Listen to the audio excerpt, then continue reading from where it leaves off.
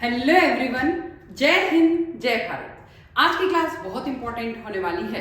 Class के अंदर अपन क्या पढ़ने वाले हैं, सारे आर्टिकल्स के बारे में। संविधान कब बना था, संविधान में क्या क्या तैयारी हुई। वैसे सभी को पता है कि संविधान बनने के लिए 2 वर्ष 11 माह 18 दिन लगे। उसमें कौन कौन से ऐसे आर्टिकल्स थे, कौन से ऐसे अनुच्छेद थे और उसमें क्या क्या लिखा है। किसमें लिखा है कि भाई पशुपालन के बारे में, किसमें लिखा है गांव और शहरों के बारे में, किसमें लिखा है पंचायती राज अलग होगा, किसमें लिखा है महाभियोग के बारे में, राष्ट्रपति शासन के बारे में, राष्ट्रपति की नियुक्ति के बारे में, राष्ट्रपति राज्यपाल की नियुक्ति के बारे में, विधानसभा लोकसभा संसद के बारे में और पूरे देश की व्यवस्थाओं के बारे में। हमारे यहाँ पर जो है, जब संविधान बनाया गया था तो उस टाइम हर एक देश से हर एक चीज ली गई। मौलिक अधिकार, मौलिक कर्तव्य, देन नीति निर्देशक तत्व, इन सब के बारे में भी लिखा गया संविधान में। बट कौन कौन सी चीजों में क्या क्या है, कौन कौन से आर्टिकल में क्या क्या लिखा है, उन सब के बारे में बात करते हैं। अगर पॉलिटी आती है, पॉलिटी अच्छे से आने के लिए हमें किसका नॉलेज होना चाहिए, अनुच्छेद का नॉलेज होना चाहिए। और इसी अनुच्छेद के बारे में आज पढ़ लेते हैं। जल्दी से आ जाइए, बहुत अच्छी क्लास होने वाली है। यस, सुरभि आपको बहुत बहुत थैंक यू। आपने मेरे को अनुच्छेद के लिए बोला था कि मैम प्लीज सारा अनुच्छेद एक बार अच्छे से बता दीजिए, और वही मैं आपको बताने आई हूं। देखिए, अनुच्छेद 1 लिखा है संघ और यस मैं थोड़ा सा कलर चेंज करके बता देती हूँ। संघ का नाम और राज्य क्षेत्र, संघ का नाम और राज्य क्षेत्र, संघ का नाम और राज्य क्षेत्र। अनुच्छेद 1 संघ का नाम और राज्य क्षेत्र। अनुच्छेद 2 नए राज्यों का प्रवेश या स्थापना। अगर नए राज्यों का प्रवेश करना है या नए राज्य की स्थापना करनी है, अनुच्छेद 2 में लिखा गया है। अनुच्छेद 2 में क्या लिखा है, नए राज्यों का प्रवेश या नए राज्य की स्थापना। अनुच्छेद 3 में लिखा गया है राज्य का निर्माण तथा सीमा या नाम में परिवर्तन। अगर किसी राज्य का निर्माण करना है, सीमा में परिवर्तन करना है, नए राज्य का निर्माण करना है, तो इसका मतलब अनुच्छेद 3 में लिखा है। अनुच्छेद 4 पहली अनुसूची और चौथी अनुसूची के संशोधन, 2 और 3 के अधीन बनाई गई विधियां। अनुच्छेद 5 में संविधान के प्रारंभ पर नागरिकता। यस संविधान के प्रारंभ पर नागरिकता के बारे में अनुच्छेद 5 में लिखा है। अनुच्छेद 6 भारत आने वाले व्यक्तियों को नागरिकता, यानी भारत आएंगे व्यक्ति, उनको नागरिकता कैसे मिलेगी, क्या क्या होगा उसमें, यह लिखा है अपने अनुच्छेद 6 में। अनुच्छेद 7 में पाकिस्तान जाने वाले को नागरिकता, पाकिस्तान जाने वाले को अगर नागरिकता मिलनी है तो अनुच्छेद 7 में लिखा है कैसे मिलेगी, ये 7 में। 8 में है भारत के बाहर रहने वाले व्यक्तियों को नागरिकता। अनुच्छेद 8 में क्या लिखा है, भारत के बाहर जो भी व्यक्ति रहते हैं उनको नागरिकता कैसे मिलेगी, अनुच्छेद 8 में लिखा है। फिर अनुच्छेद 9 में लिखा है विदेशी राज्य की नागरिकता लेने पर नागरिकता का ना होना। 9 में क्या लिखा है, विदेशी राज्य की नागरिकता लेने पर नागरिकता का ना होना, अनुच्छेद 9। अनुच्छेद 10 में लिखा है नागरिकता के अधिकार का बना रहना, नागरिकता के अधिकार का बना रहना लिखा है अनुच्छेद 10 में। 11 में लिखा है संसद द्वारा नागरिकता के लिए कानून का विनियमन, संसद द्वारा नागरिकता के लिए कानून का विनियमन, संसद द्वारा नागरिकता के लिए कानून का नियम लिखा अनुच्छेद 11 में। राज्य की परिभाषा कि राज्य क्या होगा, कौन कौन सी सीमा होगी, कौन कौन से इसमें राजनीतिक क्षेत्र आएंगे, आर्थिक क्षेत्र क्या होंगे, परिभाषा क्या है, वो लिखा है अनुच्छेद 12 में। 13 में लिखा है मूल अधिकारों को असंगत या अल्पीकरण करने वाली विधियां, मूल अधिकार को असंगत करना या अधिकरण करने वाली जो विधियां हैं, अनुच्छेद 13 में लिखा है। 14 में लिखा विधि के समक्ष समानता, यानी न्याय के मतलब हम जो कानून है उसके समक्ष हम लोग सब समान है, ये लिखा है हमें अनुच्छेद 14 में।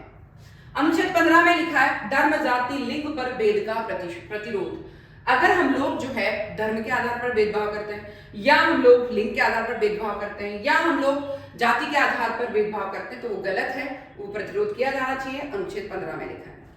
16 में क्या लिखा है, लोक नियोजन में अवसर की समानता, लोक नियोजन में अवसर की समानता, लोक नियोजन में अवसर की समानता, अनुच्छेद 16। अनुच्छेद 16 में लोक नियोजन में अवसर की समानता।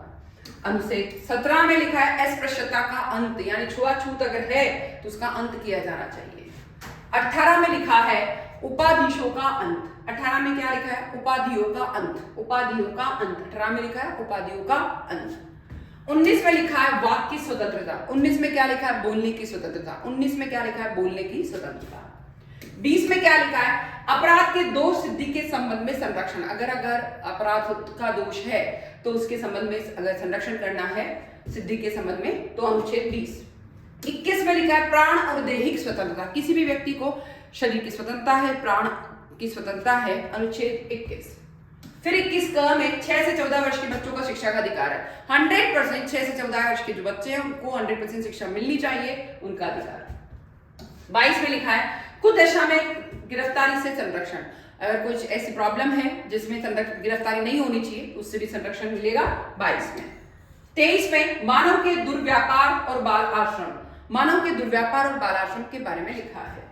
अनुच्छेद 24 में कारखाना में बालक का नियोजन का प्रतिशत, यानी कारखाना में जो छोटे बच्चे जो कारखाने में काम करते हैं उसके बारे में लिखा है अनुच्छेद 24 में। 25 में लिखा है धर्म का आचरण और प्रचार की स्वतंत्रता, अनुच्छेद 25 में लिखा है आप किसी भी धर्म का आचरण कर सकते हो और उसके प्रचार की स्वतंत्रता है, पर वो कानून की दायरे में होना चाहिए। फिर लिखा है अनुच्छेद 26 में धार्मिक कार्य के प्रबंध की स्वतंत्रता, धार्मिक कार्य के प्रबंध की स्वतंत्रता भी आपको है बट कानून के अंतर्गत रह के करना है। अनुच्छेद 29 में लिखा है अल्पसंख्यक वर्ग के हित का संरक्षण होना चाहिए, अल्पसंख्यक वर्ग के हित का संरक्षण, जो मतलब माइनॉरिटीज वाले हैं तो उनके हित का भी संरक्षण होने चाहिए। अनुच्छेद 30 में शिक्षा संस्था की स्थापना प्रशासन करने का अल्पसंख्यक वर्गों को अधिकार, वे शिक्षा संस्थाओं की स्थापना भी होनी चाहिए, प्लस अल्पसंख्यक जो भी है उनको जो है अपने वर्गों को अधिकार है, अनुच्छेद 30 में लिखा है।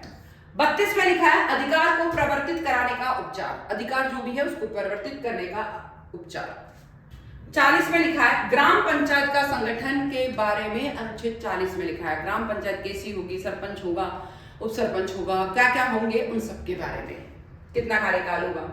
अनुच्छेद 48 में लिखा है कृषि और पशुपालन संगठन, कृषि के बारे में और पशुपालन संगठन के बारे में, अनुच्छेद 48 में लिखा है।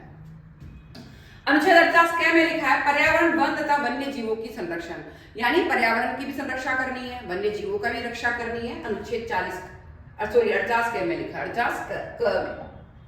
49 में लिखा है राष्ट्रीय स्मारक स्थान और वस्तु का संरक्षण, जो भी राष्ट्रीय धरोहर है 100% उसको संरक्षण मिलना चाहिए, कोई व्यक्ति अगर संरक्षण नहीं करता तो उसके विरुद्ध न्यायालय या कोर्ट या फिर पुलिस उसके विरुद्ध कार्रवाई करेगी। अनुच्छेद 50 में लिखा है कार्यपालिका से न्यायपालिका का संरक्षण, मतलब अलग है, कार्यपालिका से न्यायपालिका इन दोनों को अलग अलग करना।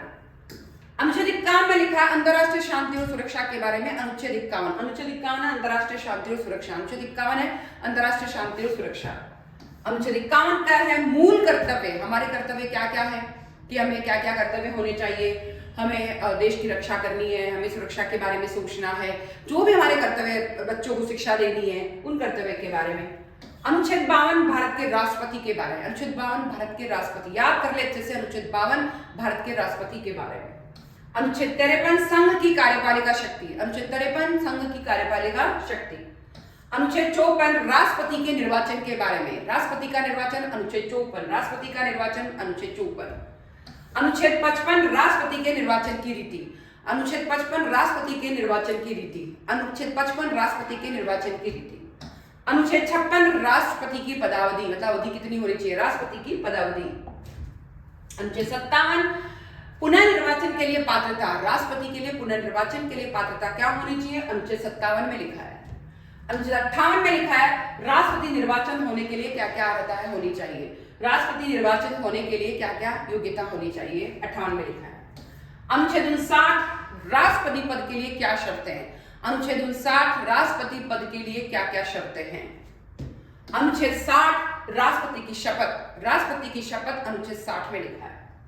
अनुच्छेद 61 राष्ट्रपति पर महाभियोग चलाने की प्रक्रिया, अनुच्छेद 61 राष्ट्रपति पर महाभियोग पद से हटाना है तो महाभियोग चलाने की जो प्रक्रिया उसके बारे में। अनुच्छेद 52 राष्ट्रपति पद पर व्यक्ति को भरने के लिए निर्वाचन का समय, मतलब राष्ट्रपति पद पर अगर नहीं है तो उसको भरने के लिए निर्वाचन का समय कितना लगेगा, कैसे होगा, इन सब के बारे में 62। 63 में लिखा है भारत के उपराष्ट्रपति, याद रखिए 63 में लिखा है भारत के उपराष्ट्रपति के बारे में, भारत के उपराष्ट्रपति, अनुच्छेद 63। अनुच्छेद 64 में लिखा है उपराष्ट्रपति का राज्यसभा का पदेन सभापति होना, क्या लिखा है कि उपराष्ट्रपति जो है राज्यसभा का पदेन सभापति होगा, अनुच्छेद 64 में लिखा है। 65 में लिखा है राष्ट्रपति के पद की रिक्तता पर उपराष्ट्रपति के कार्य, राष्ट्रपति का पद जब रिक्त हो जाएगा तो उपराष्ट्रपति कार्य करेगा, वो क्या क्या कार्य होंगे, कैसे करेगा, अनुच्छेद 65 में लिखा है। 66 में लिखा है राष्ट्रपति का निर्वाचन कैसे हुआ, अनुच्छेद 66 में लिखा है राष्ट्रपति का निर्वाचन, अनुच्छेद 66 में लिखा है राष्ट्रपति का निर्वाचन। 67 में लिखा है उपराष्ट्रपति की पद अवधि कितनी होगी। 67 में लिखा है उपराष्ट्रपति की पद अवधि कितनी होगी। अनुच्छेद 68 में लिखा है उपराष्ट्रपति के पद की रिक्त का पद भरने के लिए निर्वाचन कैसे होगा। उपराष्ट्रपति के पद का रिक्त है अगर तो उस पद का निर्वाचन कैसे होगा। अनुच्छेद 68। अनुच्छेद 68 69 में लिखा है उपराष्ट्रपति द्वारा शपथ लेना। अनुच्छेद 69 में लिखा है उपराष्ट्रपति शपथ कैसे लेता है। अनुच्छेद 70 शपथ त्याग में क्या क्या बोलेगा, क्या क्या करेगा, उसके बारे में। 70 लिखा है अन्य आकस्मिकता में राष्ट्रपति के कर्तव्य का निर्वचन। कोई सडनली कोई प्रॉब्लम आ जाती है तो ऐसी कंडीशन में क्या जो है राष्ट्रपति के कर्तव्य क्या क्या होंगे उसके बारे में। अनुच्छेद 71 में लिखा है राष्ट्रपति और उपराष्ट्रपति के निर्वाचन संबंधी विषय। अनुच्छेद 71 में लिखा है राष्ट्रपति और उपराष्ट्रपति के निर्वाचन संबंधी विषय क्या क्या होंगे। अनुच्छेद 72 में लिखा है क्षमादान की शक्ति। राष्ट्रपति जो है क्षमादान की शक्ति दे सकता है या देता है, ये लिखा है अनुच्छेद 72 में कि राष्ट्रपति जो है क्षमादान दे सकता है। अनुच्छेद 73 में लिखा है संघ की कार्यपालिका शक्ति का विस्तार। अनुच्छेद 73 में लिखा है संघ की कार्यपालिका शक्ति का विस्तार कैसे होगा। अनुच्छेद 74 में लिखा है राष्ट्रपति को सलाह देने के लिए मंत्री परिषद होगी। राष्ट्रपति को सलाह देने के लिए मंत्री परिषद होगी। अनुच्छेद 74 में लिखा है। 75 में लिखा है मंत्रियों के बारे में उपबंध। मंत्रियों के बारे में उपबंध अनुच्छेद 75 में लिखा है। अनुच्छेद 76 लिखता है भारत का महान्यायवादी। भारत का महान्यायवादी कौन है, सर्वोच्च न्यायालय, उन सब के बारे में लिख रखा है 76 में। 77 में लिखा है भारत सरकार के कार्य का संचालन। 77 में लिखा है भारत सरकार के कार्य का संचालन।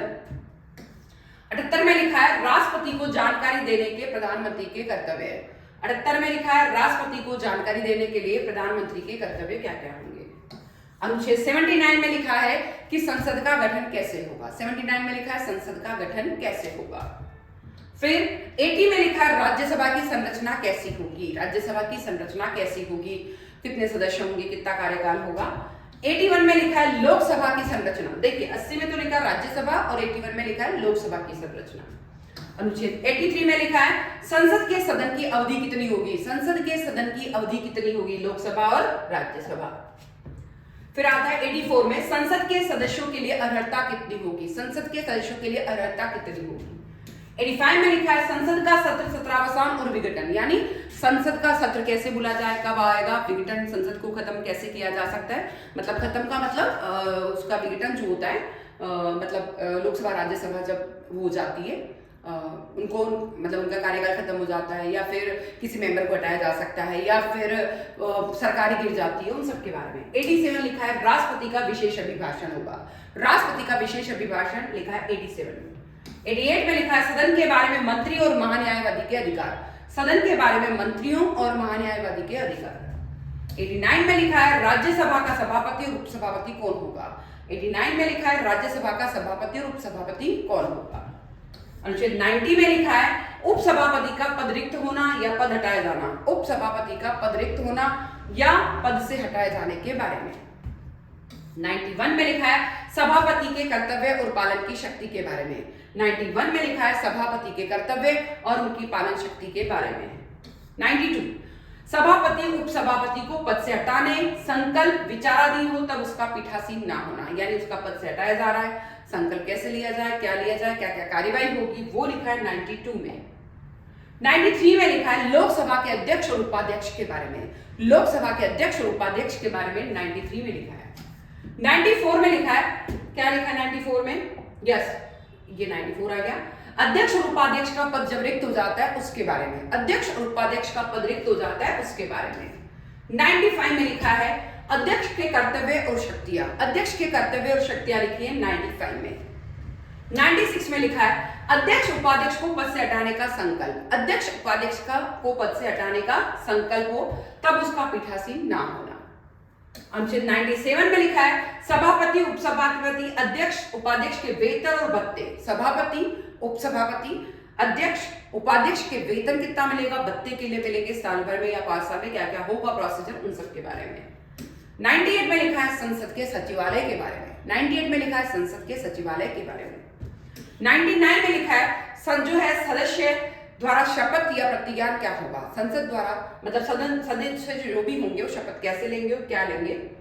100 में लिखा है संसद में मतदान रिक्ति होते हुए भी सदन के कार्य करने की शक्ति और गणपूर्ति, अगर जो है मतदान व्यक्ति है तो उसमें सदन के कार्य करने की शक्ति कैसे होगी और उसकी गणपूर्ति कैसे होगी उसके बारे में 108 में लिखा है कुछ दशा में दोनों सदनों की संयुक्त बैठक की जा सकती है उसके बारे में, लोकसभा राज्यसभा दोनों सदनों की संयुक्त बैठक हो सकती है उसके बारे में। 109 में लिखा है धन विधेयक के संबंध में विशेष प्रक्रिया के बारे में, धन विधेयक के विशेष संबंध में विशेष प्रक्रिया के बारे में। 110 में लिखा है धन विधेयक की परिभाषा, 110 में लिखा है धन विधेयक की परिभाषा।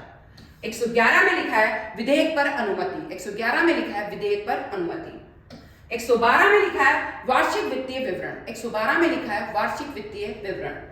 118 में लिखा है प्रक्रिया के नियम क्या होंगे, प्रक्रिया के नियम क्या होंगे। अनुच्छेद 20 में लिखा है संसद में प्रयोग की जाने वाली भाषा कैसी होगी, हिंदी होगी, इंग्लिश होगी, तरीके से बात करना है, कोई कठोर शब्द यूज नहीं करना है उसके बारे में। 123 लिखा है संसद शांति काल में राष्ट्रपति की अध्यादेश शक्ति, संसद के शांति काल विश्रांति काल में राष्ट्रपति जो होगा उसकी अध्यादेश शक्ति क्या होगी उसके बारे में। 124 में लिखा है उच्चतम न्यायालय की स्थापना की जाएगी और गठन कैसे किया जाएगा, उच्चतम न्यायालय की स्थापना और गठन कैसे किया गया उसके बारे में। 125 में न्यायाधीश के वेतन के बारे में, 125 में लिखा है न्यायाधीश का वेतन कैसे क्या होगा उसके बारे में। 126 में लिखा है कार्य मुख्य न्यायमूर्ति की नियुक्ति, यानी इनके जो सुप्रीम कोर्ट का जो मुख्य न्यायाधीश होगा उसकी नियुक्ति के बारे में। 127 में न्यायमूर्तियों तदर्थ नियुक्ति मतलब उसके बाद की नियुक्ति कैसे होगी उसके बारे में। 128 में लिखा है सेवानिवृत्त न्यायाधीश की उपस्थिति, यानी जो रिटायरमेंट हो चुका है उनकी उपस्थिति कैसे क्या होती है उसके बारे में। 129 में लिखा है सुप्रीम कोर्ट के अभिलेख न्यायालय होना, सुप्रीम कोर्ट के भी डिफरेंट न्यायालय होंगे उसके बारे में। 130 में लिखा है उच्चतम न्यायालय का स्थान कहां होगा, 130 में लिखा है उच्चतम न्यायालय का स्थान के बारे में। 131 में लिखा है उच्चतम न्यायालय की आरंभिक अधिकारिता, 131 में लिखा है उच्चतम न्यायालय की आरंभिक अधिकारिता के बारे में। 137 निर्णय और आदेश का पुनर्विलोकन, मतलब उच्चतम न्यायालय ने कोई डिसीजन दिया है और उसके आदेश है तो उसका न्यायिक पुनरावलोकन वैसे कैसे होगा उसके बारे में। 43 क्या देता है सुप्रीम कोर्ट से परामर्श करने की राष्ट्रपति की शक्ति, मतलब राष्ट्रपति जो है सुप्रीम कोर्ट के जो मेन न्यायाधीश होगा उससे जो है परामर्श ले सकता है उसकी शक्ति के बारे में। अनुच्छेद 144 कहता है सिविल और न्यायिक पदाधिकारी द्वारा उच्चतम न्यायालय की सहायता, सिविल और न्यायिक पदाधिकारी द्वारा उच्चतम न्यायालय की सहायता, सिविल और न्यायिक पदाधिकारी द्वारा उच्चतम न्यायालय की सहायता के बारे में। अनुच्छेद 148 कहता है कि भारत का नियंत्रक महालेखा परीक्षक के बारे में, 148 भारत के नियंत्रक महालेखा परीक्षक के बारे में। 149 कहता है कि नियंत्रक महालेखा परीक्षक के कर्तव्य और शक्तियां क्या होंगे, नियंत्रक महालेखा परीक्षक के कर्तव्य और शक्तियां क्या होंगे। 150 क्या कहता है कि संघ के राज्य के लेखन का प्रारूप क्या होगा, कि संघ और राज्य के लेखन का प्रारूप क्या होगा उसके बारे में लिखा है कैसा है। 153 में लिखा है राज्य के राज्यपाल के बारे में, वेरी वेरी इंपॉर्टेंट, राष्ट्रपति के बारे में तो लिखा ही है बट राज्यों के राज्यपाल किस शुरू हो जाता है 153 से। 54 में लिखा है राज्य की कार्यपालिका शक्ति के बारे में, 54 में लिखा है राज्यों की कार्यपालिका शक्ति के बारे में। 155 में लिखा है राज्यपाल की नियुक्ति कैसे होती है उसके बारे में, राज्यपाल की नियुक्ति 155, राज्यपाल की नियुक्ति 155। 56 में लिखा है राज्यपाल की पद अवधि कितनी होगी, राज्यपाल की पद अवधि कितनी होगी। 57 में लिखा 56 में लिखा है पदावधि, 57 में लिखा है कि राज्यपाल नियुक्त होने के लिए क्या क्या योग्यता चाहिए, राज्यपाल नियुक्त होने के लिए क्या क्या योग्यता है उसके बारे में 157 है। देन 58 में लिखा है राज्यपाल के पद के लिए शर्तें क्या क्या है, राज्यपाल पद के लिए शर्तें क्या क्या है 58 में लिखा है 158। 159 में लिखा है राज्यपाल द्वारा शपथ जो ली जाती है उसका या प्रतिज्ञान क्या है। 163 में लिखा है राज्यपाल को सलाह देने के लिए मंत्रिपरिषद होती है, राज्यपाल को सलाह देने के लिए मंत्रिपरिषद होता है 158 में लिखा है। 63 में लिखा है 63 में लिखा है राज्यपाल को सलाह देने के लिए, और 64 में लिखा है मंत्री के बारे में उपबंध और क्या क्या होंगे, मंत्री के बारे में उपबंध और क्या क्या होंगे। 165 में लिखा है राज्यों के महाधिवक्ता के बारे में, 165 में राज्य के महाधिवक्ता के बारे में। 66 में लिखा है राज्य सरकार का संचालन कैसे कैसे होगा, राज्य सरकार का संचालन 166। 167 में राज्यपाल को जानकारी देने के संबंध में मुख्यमंत्री के कर्तव्य क्या क्या होंगे, मुख्यमंत्री के कर्तव्य क्या क्या है, राज्यपाल को कर्तव्य राज्यपाल को कोई चीज बताने के लिए उसके लिए 167 में लिखा है। 168 में राज्य के विधानमंडल का गठन, राज्य के विधानमंडल का गठन, राज्य के विधानमंडल का गठन 168। 170 लिखा है विधानसभा की संरचना के बारे में। विधानसभा की संरचना 170, विधानसभा की संरचना 170 में लिखा है। 171 में लिखा है विधान परिषद की संरचना कैसी होगी। 171 में लिखा है विधान परिषद की संरचना कैसी होगी। 172 में लिखा है राज्य के विधानमंडल की अवधि कितनी होगी। राज्य के विधानमंडल की अवधि के बारे में कितनी होगी, क्या होगी, 172 में लिखा है। 176 में लिखा है राज्यपाल का विशेष अभिभाषण कैसा होगा, क्या होगा, कैसे दे सकता है, 76। 77 में लिखा है 177 में लिखा है सदन के बारे में मंत्री और महाधिवक्ता के अधिकार क्या क्या होंगे उसके बारे में। 78 में लिखा है 178 में विधानसभा का अध्यक्ष और उपाध्यक्ष के बारे में। विधानसभा के अध्यक्ष और उपाध्यक्ष के बारे में 178 में लिखा है। 179 में लिखा है अध्यक्ष और उपाध्यक्ष का पद रिक्त होना या पद से हटाया जाना। अध्यक्ष और उपाध्यक्ष का पद रिक्त हो सकता है, उसको पद से हटाया जा सकता है। 189 में लिखा है। 180 में लिखा है अध्यक्ष के पद के कर्तव्य के कार्य व शक्ति। अध्यक्ष के पद के क्या कार्य होंगे, क्या शक्ति होगी, उसके बारे में 180 में लिखा है। 181 में लिखा है 181 में अध्यक्ष और उपाध्यक्ष को भी पद से हटाया जा सकता है और कोई संकल्प पारित होने पर उसका पीठासीन ना होना उसके बारे में 181। 182 में लिखा है विधान परिषद का सभापति और उपसभापति। विधान परिषद का सभापति उपसभापति, विधान परिषद का सभापति उपसभापति 182। 183 में लिखा है सभापति उपसभापति का पद रिक्त हो जाता है तो पद त्याग या पद से हटाया जाना, पद रिक्त होना, पद से हटाया जाना या फिर पद त्यागना, उसके बारे में लिखा है 183 अनुच्छेद में। 84 में लिखा है सभापति के पद के कर्तव्य के पालन और शक्ति के बारे में कि सभापति को अपने कर्तव्य का पालन करना चाहिए, उसकी शक्तियां क्या क्या है, 184 में लिखा है। 185 में लिखा है सभापति उपसभापति को पद से हटाए जाने का संकल्प विचाराधीन होने पर उसका पीठासीन ना होना। सभापति उपसभापति दोनों को पद से हटाया जा सकता है, अगर उसको नहीं हटाया जा रहा है तो संकल्प विचाराधीन होने पर पीठासीन ना होना। अनुच्छेद 186 अध्यक्ष उपाध्यक्ष सभापति उपसभापति के वेतन और भत्ते। अध्यक्ष उपाध्यक्ष सभापति उपसभापति के सैलरी क्या होगी, भत्ते क्या होंगे। 187 में लिखा है राज्य के विधानमंडल के सचिवालय के बारे में। 188 में लिखा है सदस्यों द्वारा भी जो शपथ होगी उसके प्रतिज्ञान के बारे में। 189 सदन में मतदान रिक्त होते हुए भी साधनों का कार्य करने की शक्ति और गणपूर्ति। अगर सदन में मतदान नहीं है, खाली है, तो ऐसी कंडीशन में साधनों का कार्य कैसे किया जाए, गणपूर्ति कैसे होगी। 199 में लिखा है धन विधेयक की परिभाषा, ठीक है। 200 में लिखा है विधायक पर अनुमति। 200 में लिखा है विधायक पर अनुमति। 202 में लिखा है वार्षिक वित्तीय विवरण क्या होगा, एनुअल रिपोर्ट क्या होगी, उसके बारे में। 213 लिखा है विधानमंडल में अध्यादेश स्थापित करने के राज्यपाल की शक्ति। विधानमंडल में अध्यादेश जारी करने के लिए राज्यपाल की शक्ति कैसी है, 213 में। 214 में राज्य के लिए उच्च न्यायालय, हाई कोर्ट, कौन कौन से राज्य में हाई कोर्ट होंगे, क्या क्या होंगे, उसके बारे में। 215 में हाई कोर्ट का अभिलेख न्यायालय होना, मतलब हाई कोर्ट भी अपना छोटा न्यायालय रख सकता है, मतलब कहीं ना कहीं अपनी वो फ्रेंचाइजी के रूप में रख सकता है। 216 उच्च न्यायालय के हाई कोर्ट के गठन के बारे में लिखा है। 217 हाई कोर्ट न्यायाधीश की नियुक्ति, पद्धति, शर्तें आदि लिखी हुई है।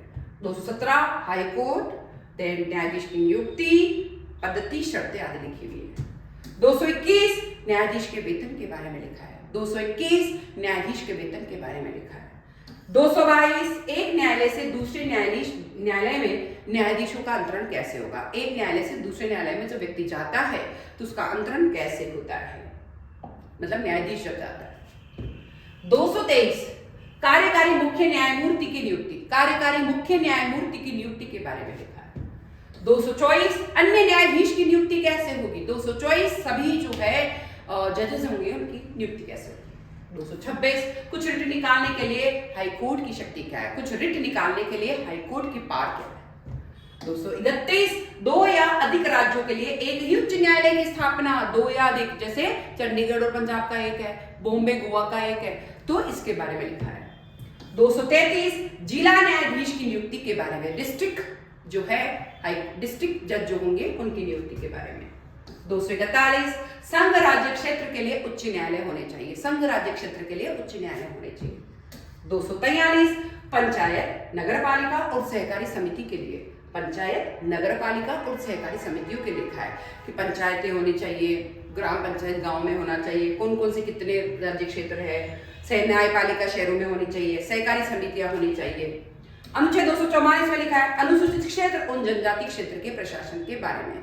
अनुसूचित क्षेत्र और जनजाति क्षेत्र के SC ST के प्रशासन क्षेत्र के बारे में। 248 अवशिष्ट विधायी शक्तियां और क्या क्या होगी उसके बारे में। 252 दो या अधिक राज्य के लिए सहमति से विधान बनाने की सदन की शक्ति। दो या अधिक राज्य की सहमति मतलब दो या अधिक राज्य के लिए सहमति से विधि बनाने की दो या दो से अधिक राज्य के लिए सहमति से विधि बनाने मतलब उनके लिए अगर कोई लॉ बनाना तो उसके लिए। 254 संसद द्वारा बनाई गई विधियां, राज्य के विधानमंडल द्वारा बनाए गए विधान असंगति के बारे में। 266 संचित निधि के बारे में। 266 किसके बारे में? संचित निधि के बारे में। 267 आकस्मिक निधि के बारे में। आकस्मिक निधि के बारे में है 267 में।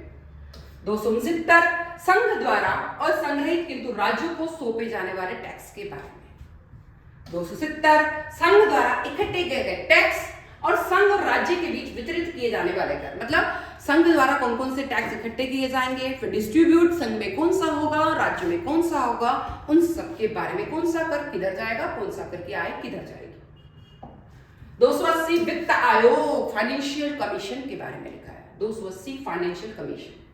281 वित्त आयोग की सिफारिशें क्या क्या होगी उसके बारे में। वित्त आयोग की सिफारिश क्या होगी उसके बारे में। 292 भारत सरकार द्वारा उधार जो लिया जाता है उसके बारे में। 292 भारत सरकार द्वारा जो उधार लिया जाता है उसके बारे में। 293 राज्य द्वारा उधार लिया जाता है, वो तो भारत सरकार द्वारा बनाना तो 293 होंगे राज्य सरकार द्वारा जो उधार लिया जाता है। 300 कह संपत्ति के अधिकार के बारे में। 300 कह संपत्ति के अधिकार के बारे में। 301 व्यापार वाणिज्य और समागम की स्वतंत्रता के बारे में। 301 व्यापार वाणिज्य और समागम की स्वतंत्रता के बारे में। 309 राज्य की सेवा करने वाले व्यक्तियों की भर्ती और सेवा की शर्तों के बारे में। राज्य की सेवा करने वाले व्यक्तियों की भर्ती और सेवा की शर्तें मतलब अगर मान लीजिए कोई गवर्नमेंट सर्विस में है, स्टेट गवर्नमेंट के अंडर में, तो उनकी भर्ती कैसे होगी और उनकी शर्तें क्या होगी। 313 संक्रमणकालीन उपबंध कैसे होगा, संक्रमणकालीन उपबंध कैसे होगा। 315 संघ राज्य के लिए लोक सेवा आयोग, संघ राज्य के लिए लोक सेवा आयोग के बारे में। 316 सदस्यों की नियुक्ति और पदावधि कैसे होगी, लोक सेवा आयोग के सदस्यों की नियुक्ति और पदावधि कैसे होगी।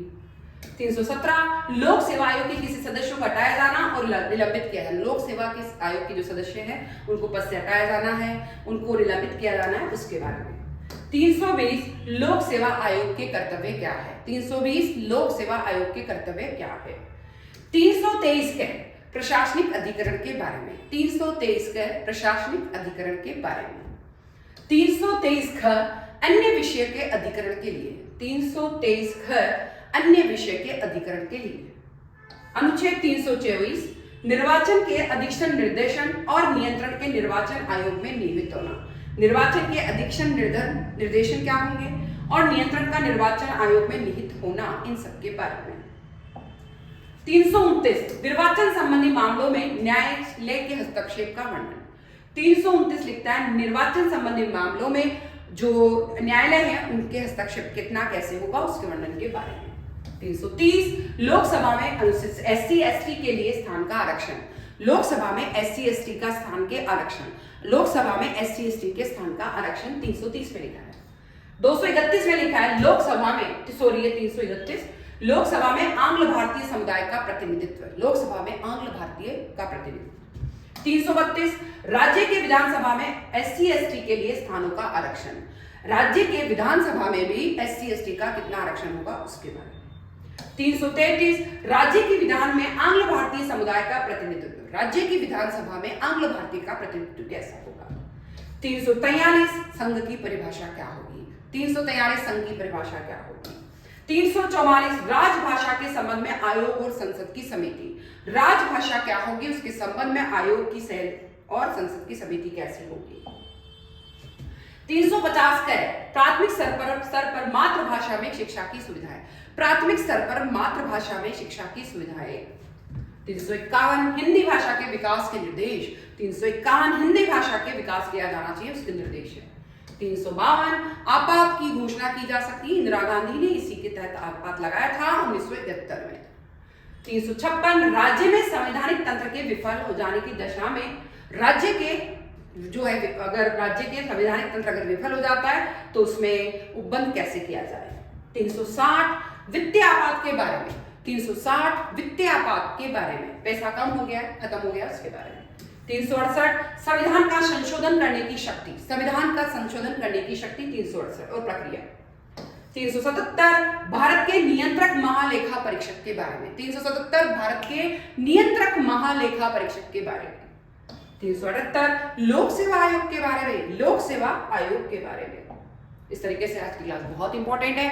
सारे अनुच्छेद के बारे में बताया है मैंने। 370 हटा दिया गया है और संपत्ति का अधिकार भी हटा दिया गया है। संविधान संशोधन होता रहता है और संविधान संशोधन होते रहते हुए अपन उन धाराओं के संशोधन का, एक धारा हट जाती है, दूसरी धारा में क्या संशोधन होता है वो अपने आप आ जाता है। तो इस तरीके से अगर संविधान का पूरा नॉलेज है, वैसे ध्यान रखें लोकसभा और जो है जैसे सरकारों में केंद्र सरकार का चलता है, फिर उसके बाद राज्य का चलता है, फिर सुप्रीम कोर्ट का चलता है, फिर हाई कोर्ट का चलता है, लोकसभा का चलता है, विधानसभा का चलता है, तो एक बार केंद्र चलता है, एक बार राज्य। तो इस तरह से धाराएं याद, मतलब आप अनुच्छेद इस तरीके से आप याद कर सकते हैं। केंद्र, राज्य, high court, supreme court, high court, Lok Sabha, Vidhan Sabha. तो इस तरीके से बहुत इंपॉर्टेंट क्लास है, बहुत अच्छे से पढ़ लेना।